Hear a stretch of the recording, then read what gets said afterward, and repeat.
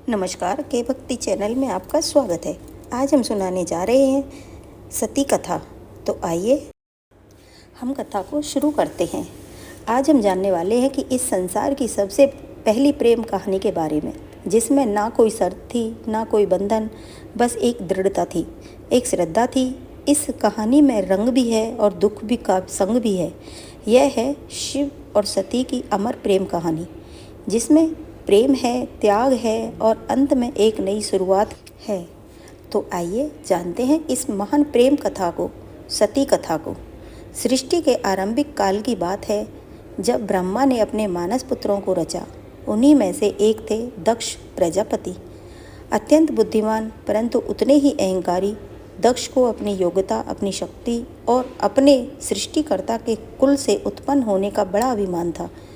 उसने वर्षों की तपस्या की और देवताओं से वरदान पाए संतान की प्राप्ति के लिए। उसकी यह तपस्या रंग लाई और उसे एक अत्यंत दिव्य कन्या की प्राप्ति हुई, वही जिसे आज हम देवी सती के नाम से जानते हैं। सती का जन्म किसी साधारण कन्या की भांति नहीं हुआ था। उनका स्वरूप स्वयं शक्ति का अंश था। कहते हैं वह स्वयं आदिशक्ति का अवतार थी। दक्ष को अपनी पुत्री पर गर्व था, लेकिन साथ ही उनके मन में यह अभिलाषा थी कि वह अपनी इस कन्या का विवाह किसी महान देवता, किसी वैभवशाली राजकुमार या किसी प्रतिष्ठित गृहस्थ से करेगा।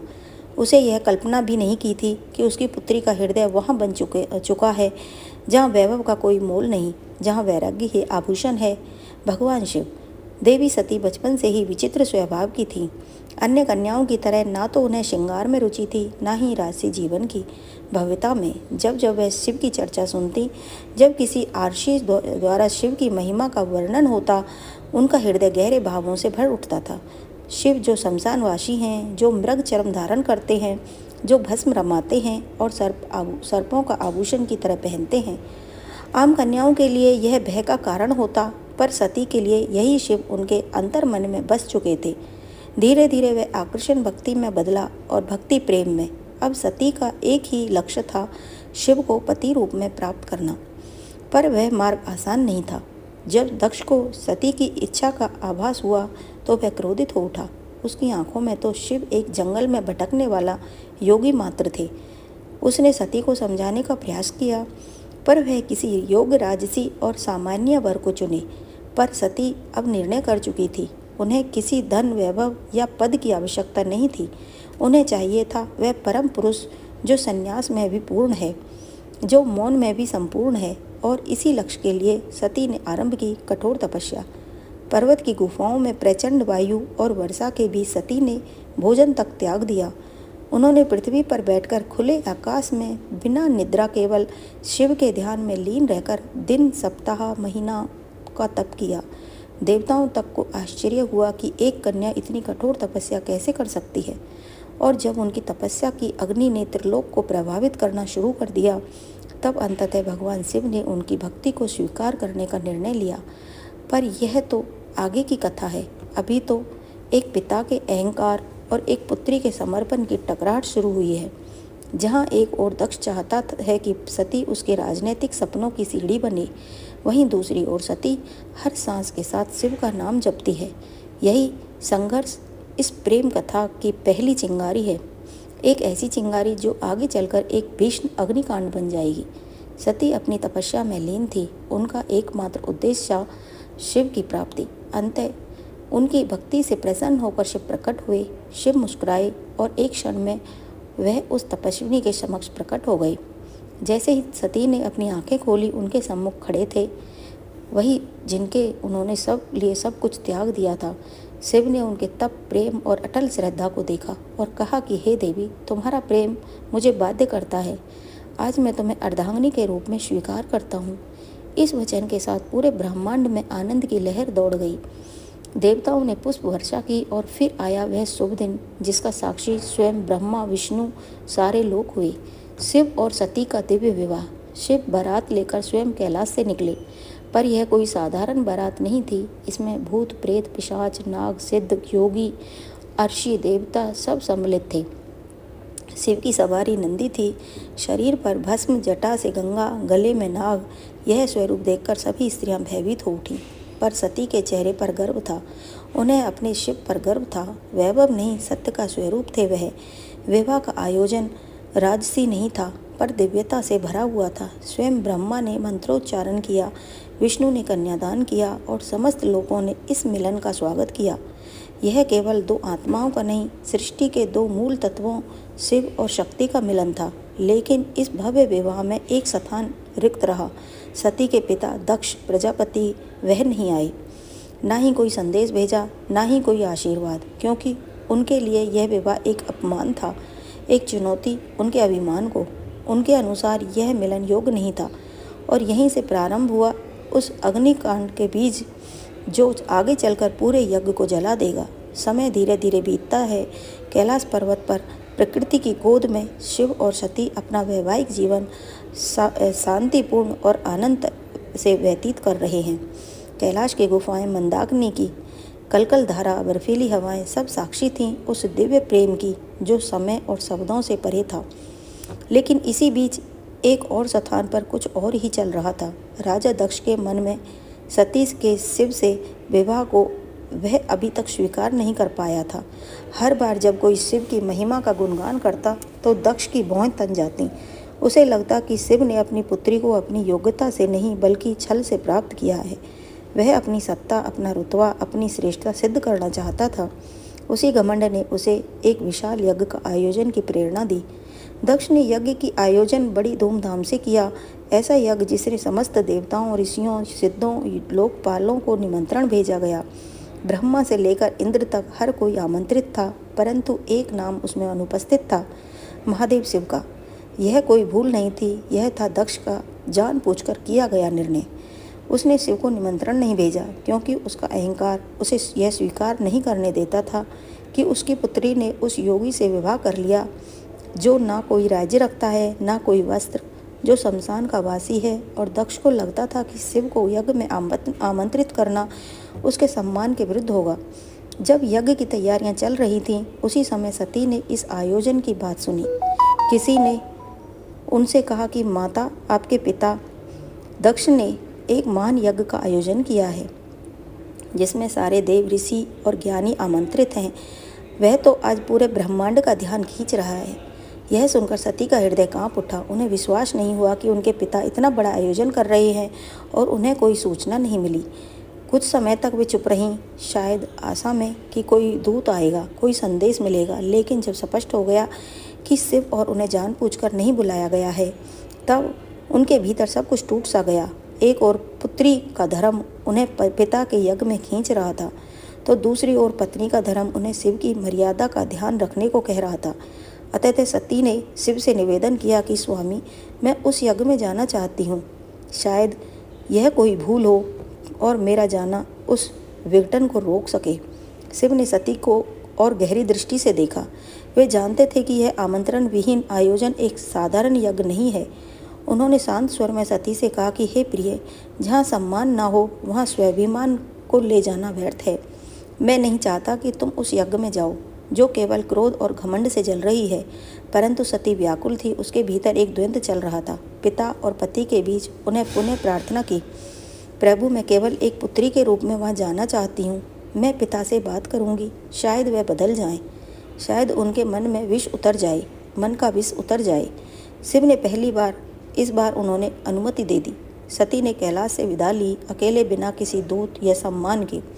वह एक बेटी थी जो अपने पिता से शनि की अपेक्षा लेकर जा रही थी, लेकिन उन्हें ध्यान नहीं था कि उस यज्ञ में उसका स्वागत नहीं, अपमान प्रतीक्षा कर रहा है।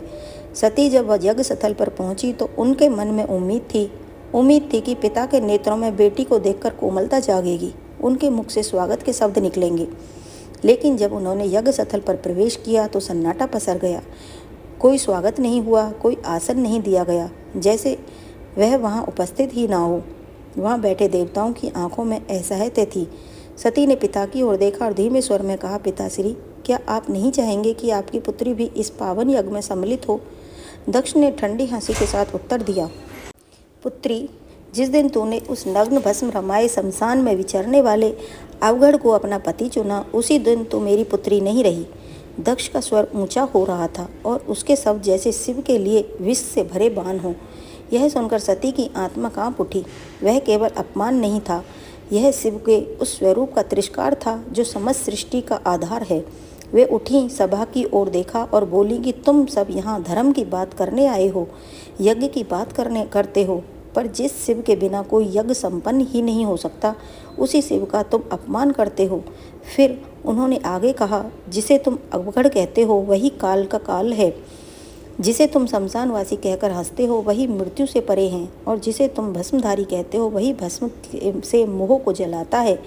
उनकी आंखों में आंसू थे, लेकिन स्वर तेज था, ऐसा तेज कि स्वयं देवता भी सिर झुका लें।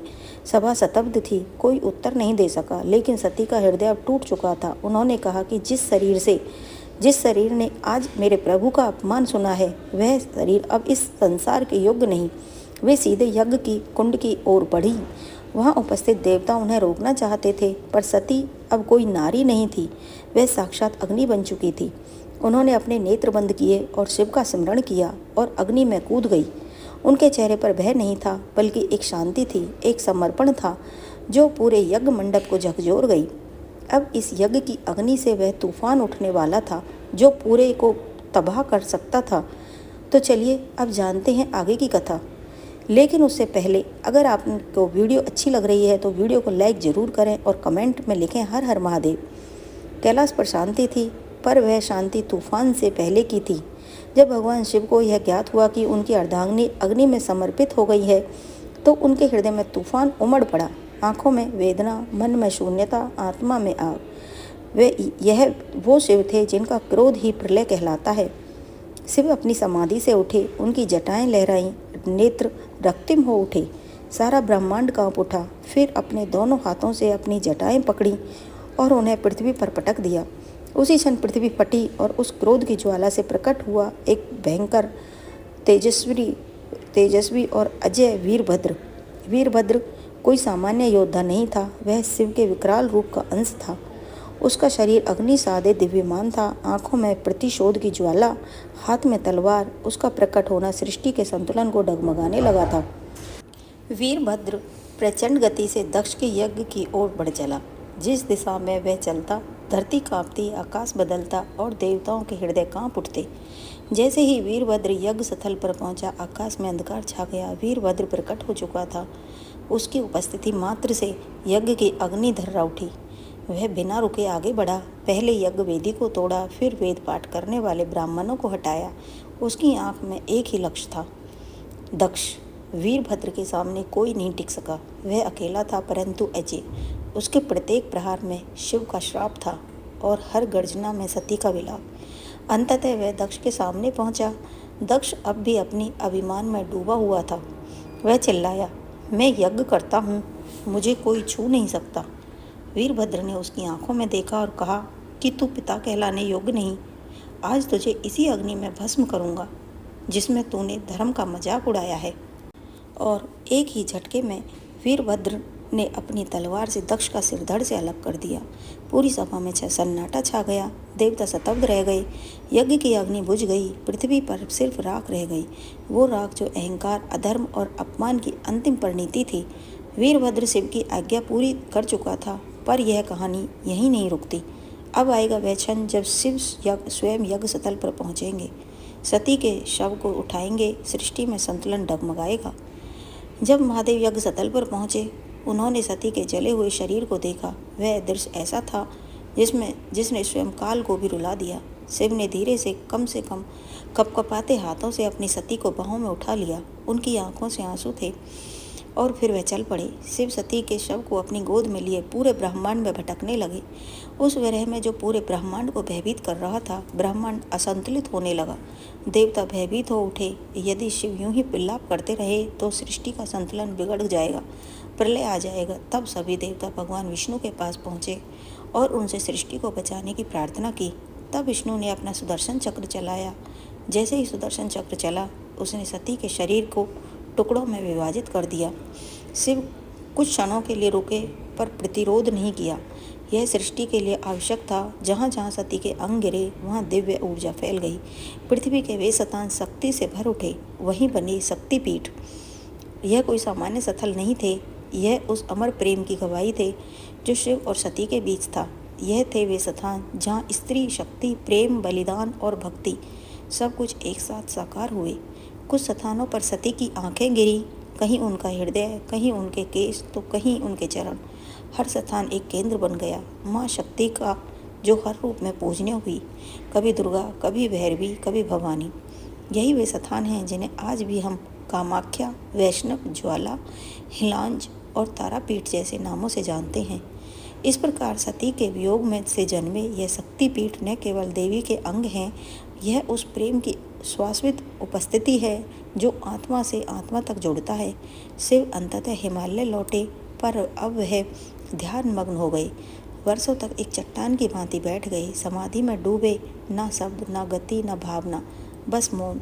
सती की स्मृति काल की धारा आगे बढ़ती है, युग बदल जाते हैं, पर कुछ कहानियाँ समय की सीमाओं से परे होती हैं और सती की कथा उन्हीं में से एक है। वह प्रेम जो अग्नि में तपकर शुद्ध हुआ था, वह विरह जो तांडव बन गया था, उस अधूरी यात्रा को अपूर्ण होना था। पर यह कहानी यहाँ समाप्त नहीं होती। प्रेम का सफ़र यहीं पर रुकने वाला नहीं था। जहाँ अग्नि ने प्रेम का रंग दिखाया था, वहीं से एक नई दास्तान का पैगाम आने वाला था। सती के बलिदान से जो प्रेम चला था, वही आग पार्वती के रूप में फिर फैलने वाला था। यह अंत नहीं, यह शुरुआत है एक अमर, अनसुनी और अनोखी प्रेम कहानी की। यह शुरुआत है शिव और पार्वती की। यह शुरुआत है एक नए युग की। करुण सत्सिका, अपर जय शिव, रायिका अविका, हरिदासिका सदिका, न भवसारिका, कितास वैष्णव जल तो प्रमुना, विसंजकमता सदा सेना, धूर अनुभव यातसा, की हप्त जया हति, प्रजमम कृवा फनसता, नैनंता प्रशंसकता, सदा सेन वेद सुमरिया, धरे अनुभवा भव नृता। बोलो सच्चे दरबार की जय। सती की कथा यहीं समाप्त होती है। अगर मेरी ये कहानी आपको अच्छी लगे तो प्लीज़ मेरी वीडियो को लाइक करें, मेरे चैनल को सब्सक्राइब करें, ज़्यादा से ज़्यादा शेयर करें, ज़्यादा से ज़्यादा कमेंट करें। कमेंट में ओम नमः शिवाय लिखना ना भूलें। मिलते हैं ऐसी ही किसी दूसरी कथा में, तब तक के लिए ओम नमः शिवाय।